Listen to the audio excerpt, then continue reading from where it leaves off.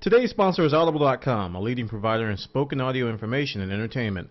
Listen to audiobooks whenever and wherever you want with Audible.com. Stand by for Vawana.org radio. In 3, 2, 1. Cue the announcer. You found Vawana.org radio, your one source for tech news and reviews. Now, almost live from sunny Florida, here's your host, Vawana McCall.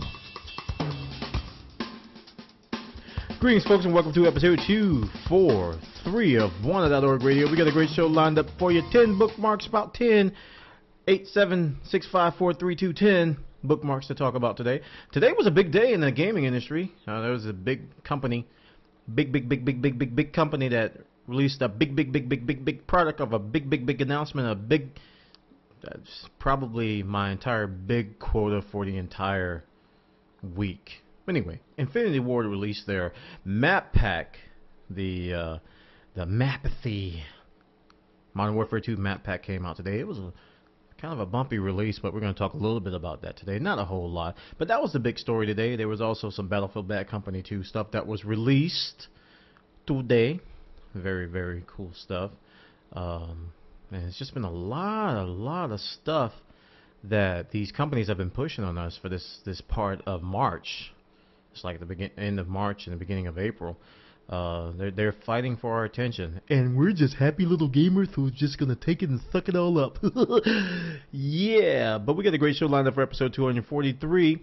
I want to thank everybody for coming by at live.1.tv. We try to do this every Tuesday and Thursday night at 8:30 p.m. Eastern. Sometimes we make it, sometimes we don't. Tonight we have made it. I am on time. I started like 8:30 with like 50 seconds. You don't believe me? I don't either. Anyway, me, Vawana, and everybody else, we got a great show lined up for episode 243 of Vawana.org radio. It's time for Vawana.org radio's tech news for this week.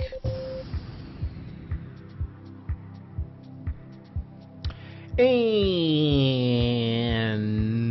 for our first story, we're going to be talking about Apple. Apple has started shipping iPads. Those of you who have pre-ordered, or you basically swiped that card or gave Apple all your money, you'll now be getting a shipment notification in the mail that Apple's going to be shipping those iPads to you. You're going to be the proud owner of a giant square-like computing device where you can put your sweaty little clammy fingers on it and touch and move things about. Yeah, you're going to be happy with your little Apple products, aren't you? I wish I could have one. No, I don't. I'd like to have one. I'm not going to jump through hoops to get one, though.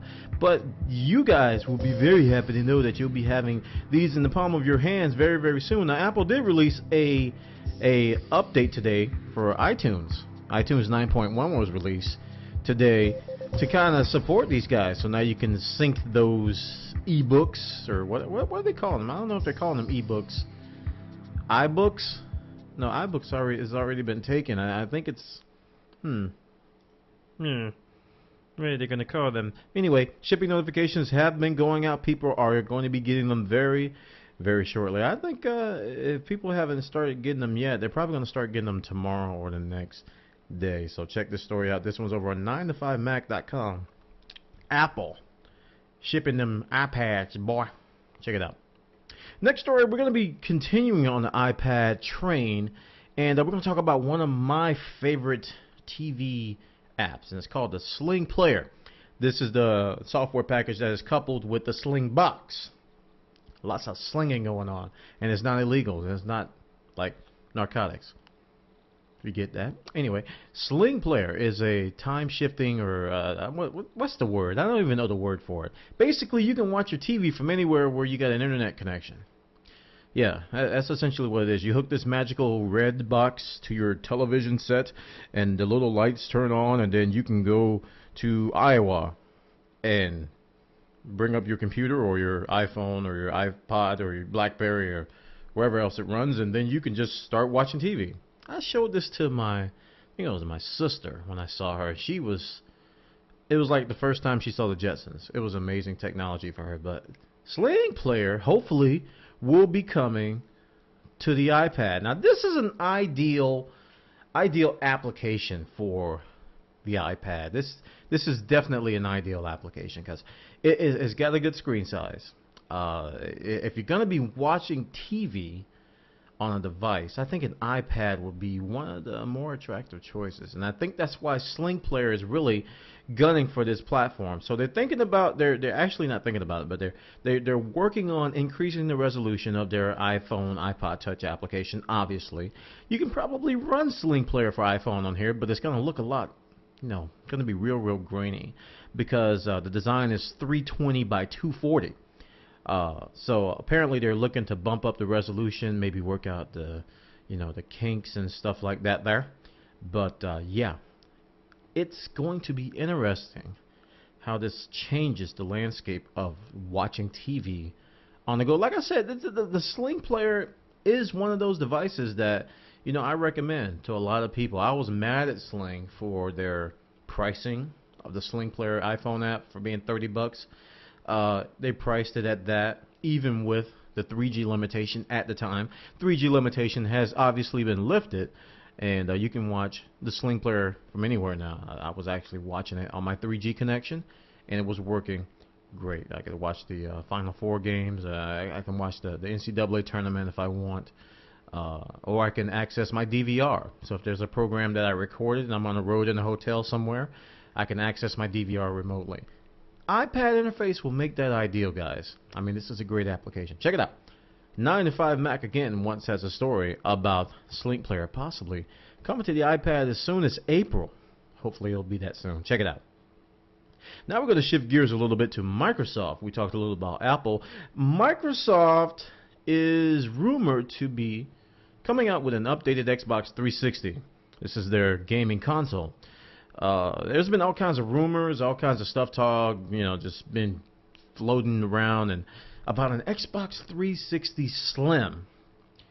Basically a slimmed down model. The PS3 came out with their slim model. Even the Nintendo Wii came out with a black Wii that's not available in North America. But a lot of these console makers like to put spins and different bundles. The 360's got the Modern Warfare 2 bundle, and they got other bundles as well. But they really haven't redesigned the shape of the device. So this rumor kind of points to some pictures here. They may be slimming down the Xbox 360, and here's some spy shots of this potential unit here. Now this picture doesn't do it justice. I mean, it just looks like a regular 360 with the top vents gone. But if you scroll down to the second one here, this is a better shot. It obviously looks like it's not as tall. A very compact case, and this could very well be something that Microsoft could announce at E3. It's something that I think would inject life into the platform, because a lot of users, the 360 users, and I know a lot of them, they weren't very happy during 2009. The PlayStation 3 is getting all this press. PlayStation 3 Slim, they're getting Game of the Year awards, and all they got is Modern Warfare 2 everything for the 360. So if you don't like Modern Warfare 2, you're probably like, man, we want something too. Maybe coming as early as E3. These look like legitimate shots. I don't know how much they can Photoshop this kind of stuff. This guy's hands do look kind of creepy. He might be some kind of a zombie. Pills. Anyway, check it out. This one's over on /gear.com. They got the details. They got these pictures of this possible Xbox 360 Slim that could be coming out. Now that was a positive story about Microsoft and the 360, something good. Now let's get to the negative. My oh my. Last episode I talked about this overpriced drive. I think it was like a 250 gigabyte drive for $130 or something. Really high. And I was talking about, the potential, I think a few shows ago, a potential USB drive support. And I said it'd be a great thing if Microsoft could do that. Well, Microsoft has officially announced that they are going to do this. And yeah, I have mixed feelings about this, mostly negative. According to Major Nelson on this blog post, USB memory support is definitely coming to the Xbox 360. USB memory support on April 6th. This is by way of an update that's going to be pushed to all Xbox 360 owners. This is a system update, probably the famed spring update, spring dashboard update. Now check this out. Check it out now. So, they're going to allow you to use any and every USB device. Great. Thank you, Microsoft. We've been wanting that for a long time. We don't have to rely on these memory units you guys sell that are very, very high. We don't have to worry about, possibly, we don't have to worry about buying your hard drives that I just bashed. Well, here we go. Microsoft says, and Major Nelson says, that you will be limited to 16 gigabytes. Now, for a USB stick, that could be harmless. You know, they come in 8, 16, 32 gigabyte flavor. So that's, you know, fine. This is where I get upset. When you plug in a USB hard drive, a full-blown hard drive, like a 500 gigabyte hard drive, the terabyte hard drives that are coming out, that same limitation comes into play, guys. You can only use 16. It's going to put an artificial limit on that drive of 16 gigabytes. The total amount of third-party storage you can get on a 360 is 32 gigabytes, and that's on 2 devices. 16 gigabytes each. Man. This, I'm trying. I tried for a long time to think of some company that did this in a recent memory, that put an artificial storage limit on devices. I can't remember. I posted. I think I posted it on Born.org forum. I said that the only file system or the space limitations I can remember were limited to the file system, where it'd be FAT16 and FAT32, NTFS, that kind of stuff. This is an artificial limit that the Xbox 360 is imposing. You could have a 500 gigabyte drive. You plug it into your Xbox, set it up.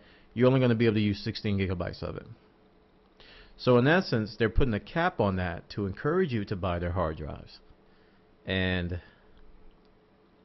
to me, that's beyond shady. That's atrocious. That's pretty horrible for them to put artificial... First, to get everybody excited to say, hey, we're going to support any USB drive, but there's a catch. It's only going to be 16 gigabytes, guys. Only going to be 16 gigabytes. But hey, but you can get 2 of them, so it'll be 32 gigabytes. Now you can download your games. You can put your games on there. You can do this. You can do that. You can download movies. You can blah blah blah blah blah blah blah blah blah blah. You can put this. 16 gigabytes. I can sneeze 16 gigabytes. See, there it is. 16 gigabytes of snot. Microsoft. Why in the world would they do that? I don't know, guys. I don't know. And you know what gets me is that people defend it. People go out of their way and say, this is great. Yeah. We can finally use our own USB sticks. And oh my goodness. I didn't tell you this, guys. Microsoft's going to be selling their own branded Xbox 360, I think, from SanDisk. Let me scroll down. I think it's from SanDisk. Let's look at this. Yeah, you're going to be formatting them, blah, blah, blah. And I don't see the name of the provider here just by perusing. Yeah, SanDisk. Here it is. It's in orange. That's why I couldn't read it. SanDisk. They're going to be partnering with SanDisk to give us an overpriced USB flash drive. Ooh, goody. Now I can install my new map packs on my USB stick. No. Check it out, guys. This one's over on MajorNelson.com. Very, very, very disheartening news. Kind of a slap. It's kind of like you hold up a carrot. Like, hey, thank you for the carrot. Then you get slapped.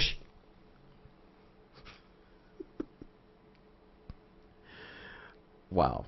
Check it out, guys. MajorNelson.com. All over the internet. Just search for Xbox 360 USB memory. You're going to find a lot of stuff. Check it out. Now, we're not done. Microsoft showed off. Now it's time for Sony to show off. Sony. You guys need to be ashamed of yourselves. Sony, in their next firmware update, they're going to be removing the other OS capability. Whew, my goodness. They're going to be removing other OS. You know, when the PlayStation 3 first came out, it was like, hey, you can install Linux on it. Hey, you can put Linux on there, use it as a basic computer. It's not the fastest thing, but you have that option. That's great. Support open standards, open source. Yay, yay, Sony. Yay, everybody. Yay, sunshine and rainbows. This firmware update is going to be removing other OS support. And this article that I'm pointing you guys to is from the perspective of a hacker called GeoHot. George Hotz, GeoHot. And he was the guy who was finally able to crack the PlayStation 3, and he was praising the security and all this stuff.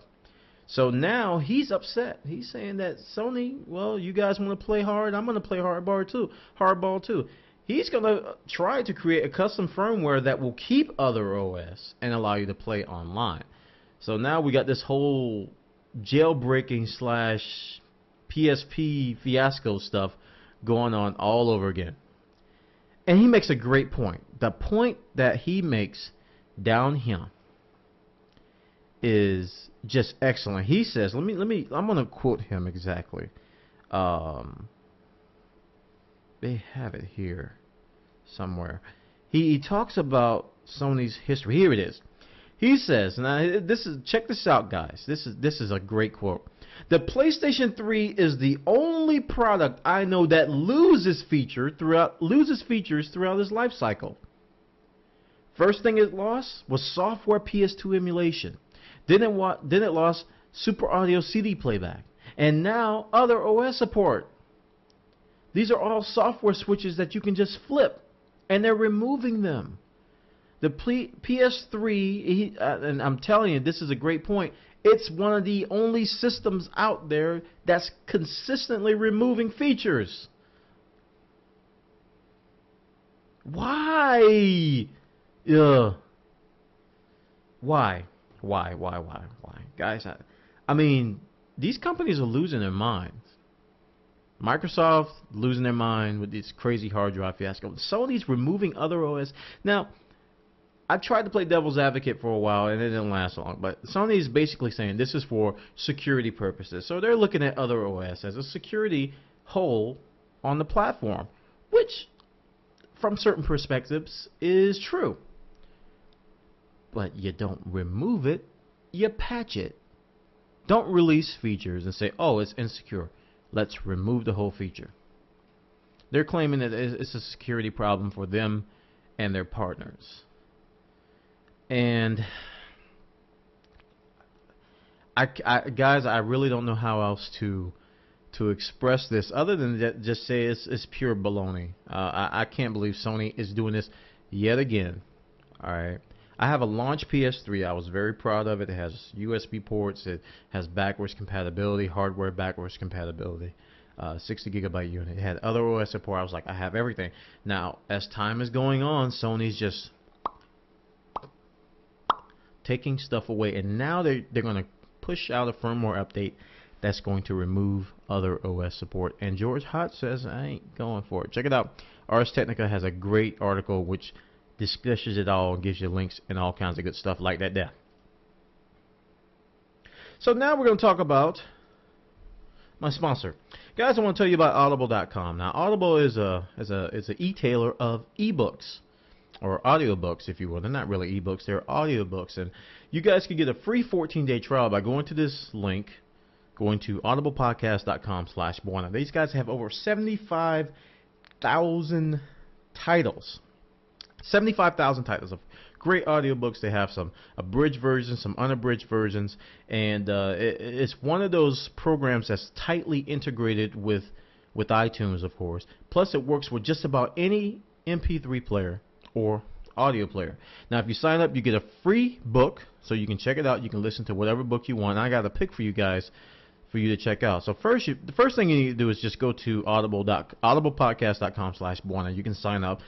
They don't require a whole lot of information, but you do need to give them a credit card. but they won't bill you immediately. After the 14 days are up, you will get billed. But the book I want to tell you guys about, this is the one I'm still listening to, and I talked about it last show. This is Star Wars Legacy of the Force 1. And I didn't play a sample last time. I'm going to play a little sample. Hopefully the volume will be okay. Communication center, all but the last decorated and furnished in warm-colored hardwoods, some with dark carpets and some with pebbled flooring. In the living chamber, C-3PO, the gold-toned protocol droid who had served Han and Leia faithfully, if fussily, for 4 decades, held out his carefully arrayed tray of geometrically shaped cheeses and fungus crackers to Mara. So yeah, this is narrated by Mark Thompson, guys, and this is one of the books you can actually get. If you sign up today from that link, you can go and download this book and listen to it right now. It's a great book, guys. I'm like, probably, I got about 30 minutes left in it.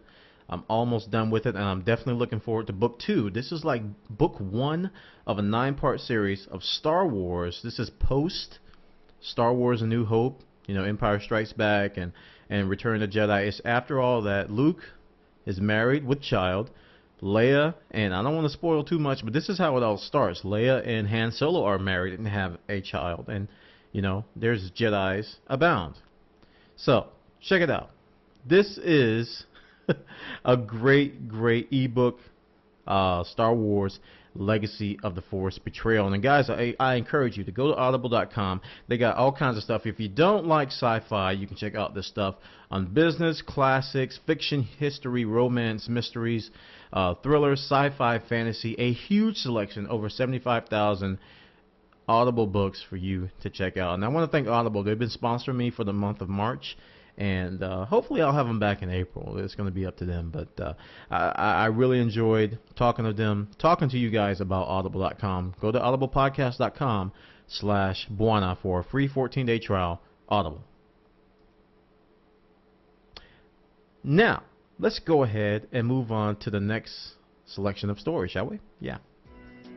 You're listening to Buana.org Radio, a potpourri of tech news and reviews.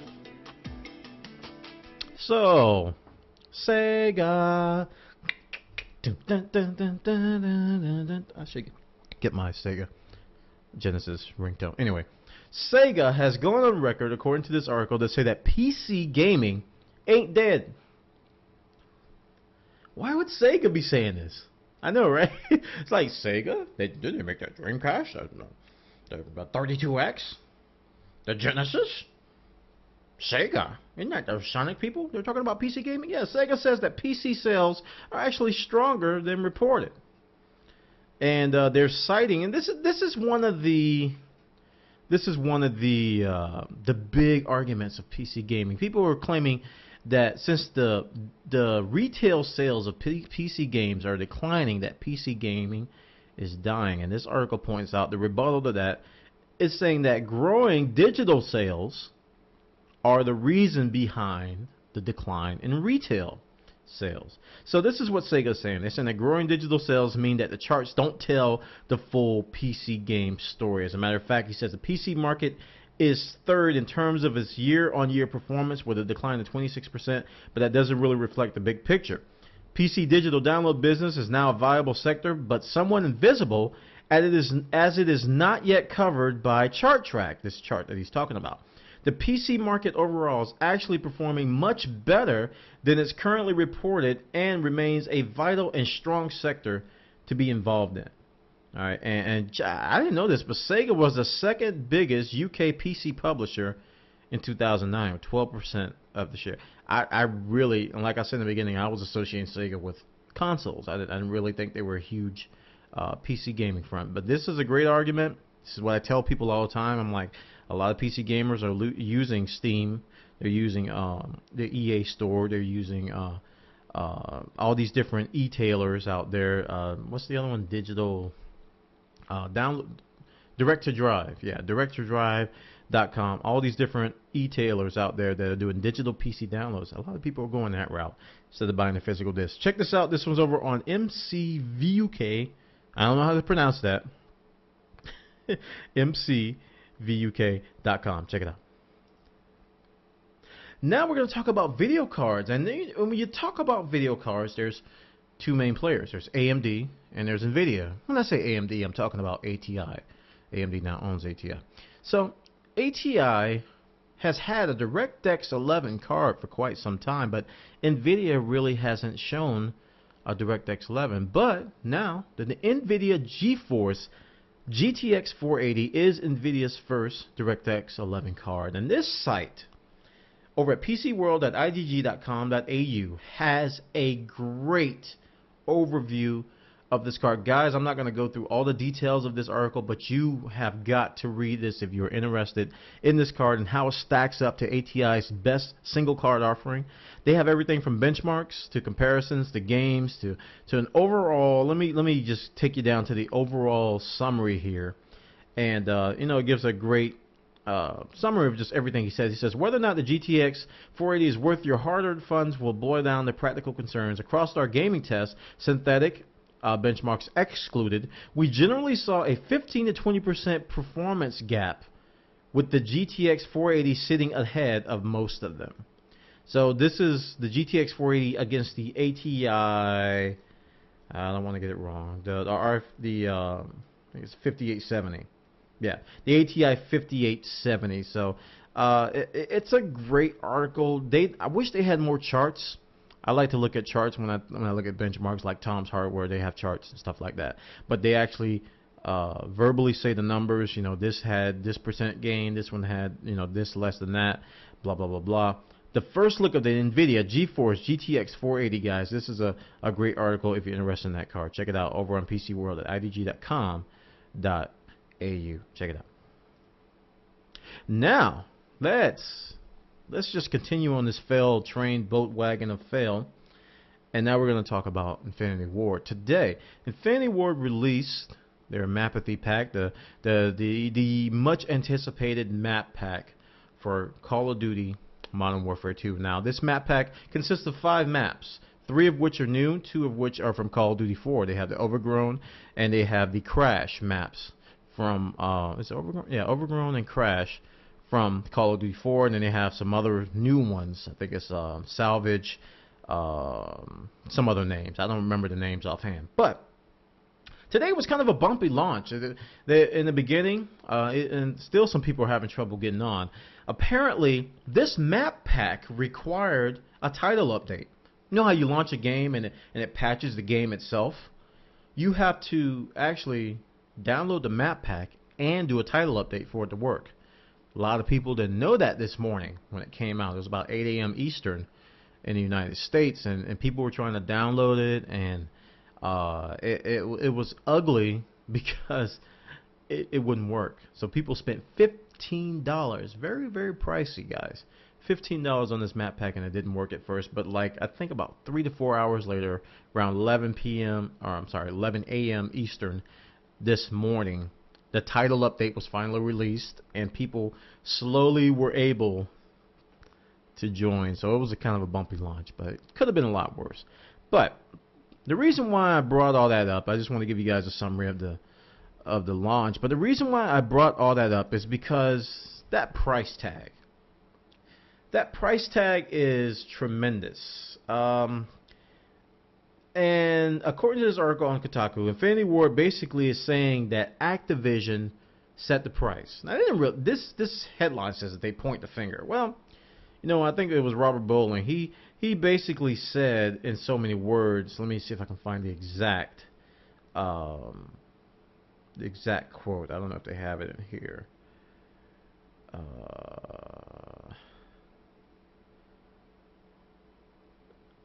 They don't have the exact quote, and that kind of makes me upset. But anyway, he says, while Bowling disagrees that those who say the 328 megabyte pack is overpriced, he also pointed out to Kotaku that it is Activision, not Infinity Ward, that sets the pack's price.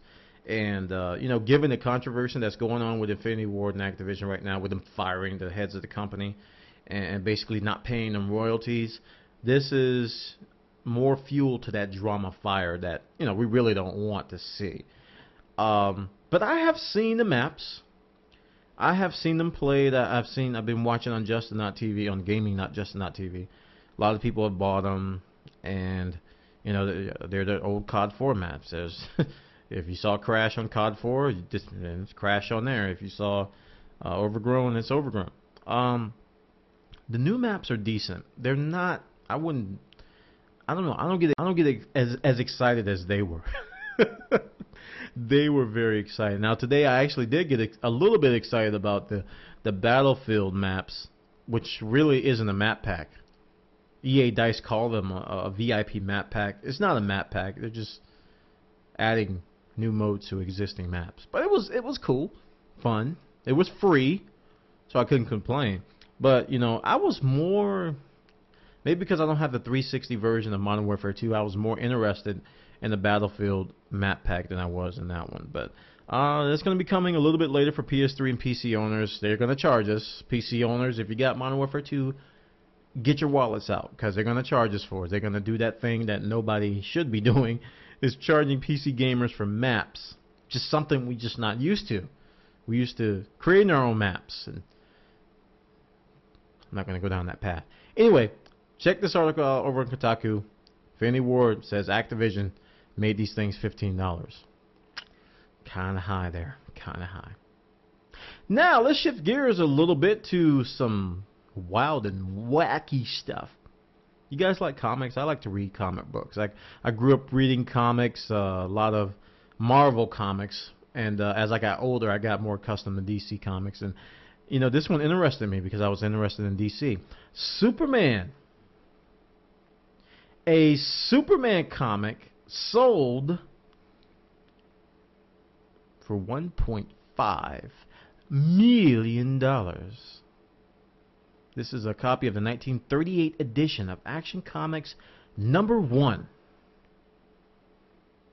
on the website ComicConnect.com, which features Superman's debut, originally sold for 10 cents.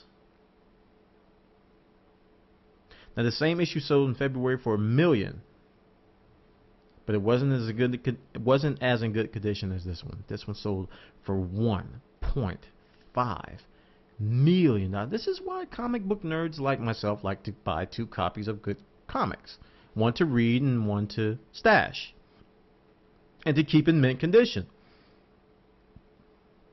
This thing broke records, man. The most valued comic ever sold. This is crazy. I wouldn't pay that much for it. I love Superman comics, but man, $1.5 million for a book? No. Check this story out. This is over on Yahoo.com. I think it came by way of Associated Press, yeah, by the AP. Check it out. They got the details and links and stuff and pictures. And we're going to end tonight's story with some very, very spy-ish Super Mission Impossible stuff. Have you ever had some data that you said, man, I wish I can just put this in a super encrypted box that, you know, explodes when somebody comes near it, or if somebody tries to access it, their fingers start to twitch and then they punch themselves in the face, and then they run home and they tell their mom and they breathe in their mom's face, and then their mom is forced to tell them the truth that they were adopted? No? Anyway, this USB drive is secure. And when I say secure, I mean secure. Victorinox, maker of the legendary Swiss Army knife. You guys heard of Swiss Army knife. This is a knife, a little pocket knife that has like the secret of the universe inside of it. They have launched a new super secure memory stick. Comes in 8, 16, and 32 gigabyte sizes and sells for $75, $279. But check it out. It has a variety of security measures, including fingerprint identification, a thermal sensor, and even a self-destruct mechanism. Oh, this is too cool, man. So, first off, they got fingerprint identification. You're like, well, I can just chop off your finger and then I can put the finger on. That's pretty nasty anyway, but you can chop off the finger and put it on. But it's got thermal sensor. So if the finger doesn't have heat, you can't get the data. So the finger has to be attached to a human. And Frankenstein doesn't count because he's cold. So you can't chop off fingers. And if you try to break inside of the device, if you try to mangle the insides, it will melt. It will self-destruct. And check this out. They had a secure launch event. They offered a team of professional hackers close to $150,000 if they can get past it, and they couldn't. They couldn't. They couldn't. So here's the self-destruct mechanism. It says they offer no explanation how this works, only saying that if someone tries to forcibly open the memory stick, it triggers a self-destruct mechanism that irrevocably burns the CPU and memory chip. I have got to get me one of these. You know what I'm going to put on it? You know what I'm going to put on it? Guess what I'm going to put on it? A picture of me going, here it is again. Somebody, that would be so cool if you could get something like this, and you could make it seem like it's super secret. Then you put something so stupid on there. Put like grandma's pie recipe. Somebody chop off my finger, and then they'll try to attach it to some heat source. We must get the data. We must get the data. We must get the. Wait, this is just a pie recipe. There must be more. Oh man, I thought this was too cool, man. Check this out. Check it out, guys. This is over on PCWorld.com. They got the details over there. This is, I'm telling you, man, one of the coolest things. And practically, I can't think of any. I wouldn't want to use this. This is like for super secret army, nuclear physicists, secret data that I can barely fathom. But man, this is totally awesome. Check it out. PCWorld.com has got the details over there. And that concludes episode 243, guys, of Buana.org Radio. I want to thank everybody for coming by. We're over at live.buana.tv, where we try to do this every Tuesday and Thursday night about 8:30 p.m. Go about 30 to 40 minutes. And, we got a bunch of people in the chat room chatting it up on the Justin.tv chat room and on my official chat room on GeekShed.net. So I want to encourage you guys to check those out. Also, guys, I want to reiterate that if you want to listen to it audible.com, Audible, let me get it back up there. If you want to listen to it, audible.com probably has it. 75,000 titles, guys, and virtually every genre. Again, get the free audiobook and the 14-day trial over at audiblepodcast.com/Buana. Check that out, and I want to thank Audible again for sponsoring us here at Buana.org Radio. All right, folks, that concludes episode 243 of Buana.org Radio, and I will see you next time.